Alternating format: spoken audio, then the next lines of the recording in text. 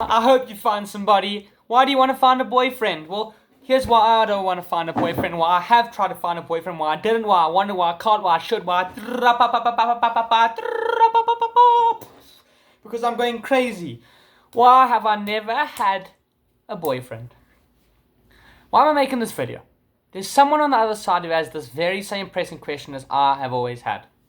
I'm in a beautiful room here, in a beautiful space, and I finally feel comfortable with my body and with how I look. And I've spoken at length about how I've dealt with challenges at school as to why I haven't had a boyfriend. But I want to go back to that because school provided such a crucial flat line for, I don't want to say flat line, a stage for my life. And this is what happened to me why I don't want to have a boyfriend. It's crucial. I remember when I was young, and I always talk about 6, 7, 10 years ago, but it was particularly when I came into the 10th grade at school. And there was a teacher of mine, he really was a gay guy, okay? But he loved acting, he loved singing, he loved making music. And unfortunately, a few of the people, and I don't even want to call them friends, I can't consider them friends because they were rude to him. And they would always make up jokes. His name was Omas. Omas. They would always walk into the room and bicker to themselves, Omas. Like talking badly about the teacher. But I knew that teacher had also gone through a big challenge in his life, trying to not only accept himself, but come to terms with the fact that other people wouldn't accept him. But he still decided to pursue his passion, old Omas. And he was a history teacher, Omas. But Omas had a passion for the children, he had a passion for teaching, and although people used to make fun of him, he always took he always took lightly to it. He never got offended, and he knew for a fact that those kids were bickering, telling jokes to themselves, and and it really actually annoyed me because I knew deep down inside that I was dealing with a similar thing to that teacher. He taught history, and he loved to talk about the Renaissance and the Enlightenment and all these beautiful things. But that teacher has a soft spot in my heart because I know that he's still looking on that path for love and for a partner. And I know that even now he's struggling with his own mental health and with he himself being accepted by his society. Thank goodness that school is actually quite inclusive when it comes to the people that they employ and the diversity and the culture that they push. But in other establishments, it may not be the case. And I want to also talk a tiny note on religion over here. Now, religion doesn't really support having a boyfriend. You know what, let me be honest with you. They don't. I've seen this really. Some people like it and support it. I think that it's actually heinous and very hurtful and insulting to any one part of this LGBT community, which I do actually support. That enough with the jokes, enough with all this kind of stuff. LGBT community should not be, not be making jokes about that. That's absolutely disgusting. I saw this whole movement online, and it's how Christianity is. It's like reclaim your Christianity, and how I stopped being part of LGBT or stopped being gay and I became a Christian again or something like that. And it's all these people who claim that they were gay and they were lesbians and they were all part of the LGBT community. But then how they returned to Christianity and they realized that they lost their minds, or I don't know. I find it particularly insulting and particularly hurtful to people who really are part of the community and people who are really trying to find boyfriends. How can you, I understand that there are people, maybe you have religious beliefs and religious ideals, but how can you judge a person until you've even met them?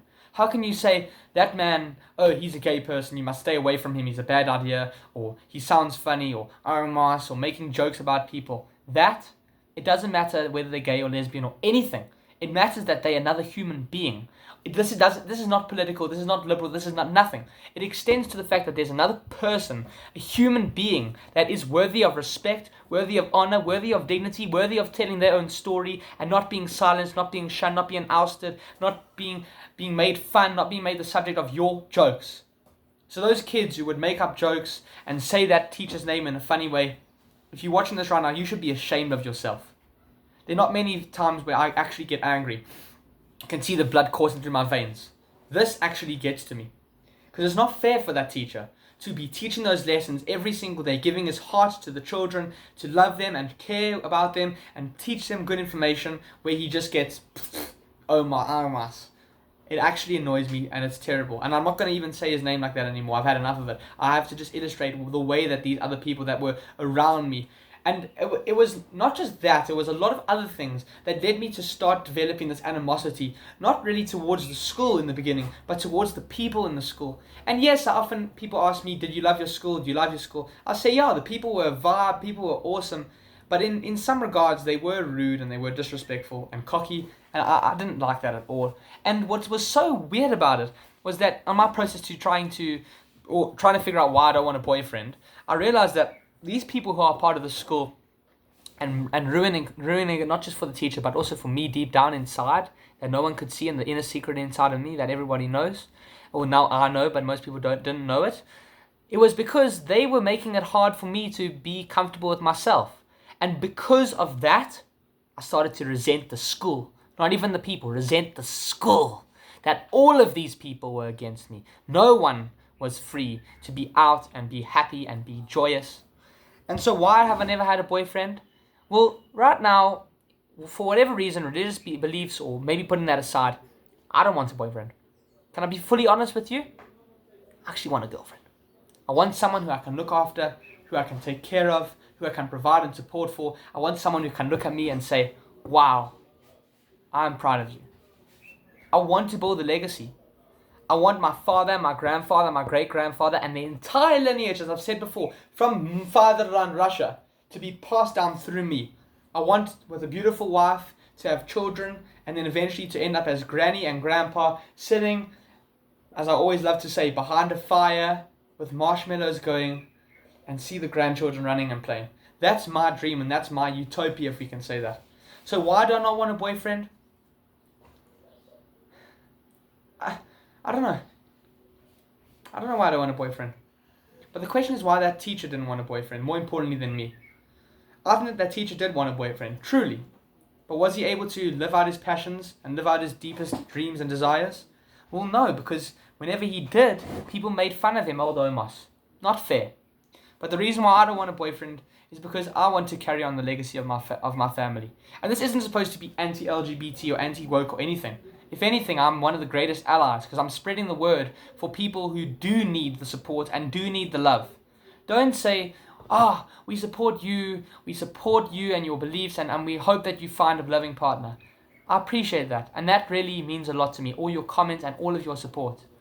But really what should happen is that these people who are treated unfairly should be given the respect and the honor, as I said before, and the dignity that they deserve. It's not about me at the end of the day. We need to spread awareness and be activists for the right things. Forget about LGBT and gay and lesbian if you don't like that stuff. I'm not forcing you to accept or adopt any of these things. All I'm saying is, from one human being to another, respect everyone and reserve judgment till you've met them. There's a guy who runs a podcast channel named Rob, and he calls himself Disruptors.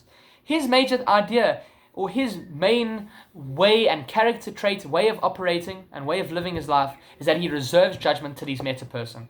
He won't even pass a comment about a McDonald's worker or about an employee. He'll first meet them, he'll sit down, and he'll meet them, he'll find out who they are, their story. So if anything, let's have respect for one another. Let's love, honor, and cherish the relationships that we have, and let's build a thriving community filled with allies, an alliance of love, positivity, and respect. And thank you for your support.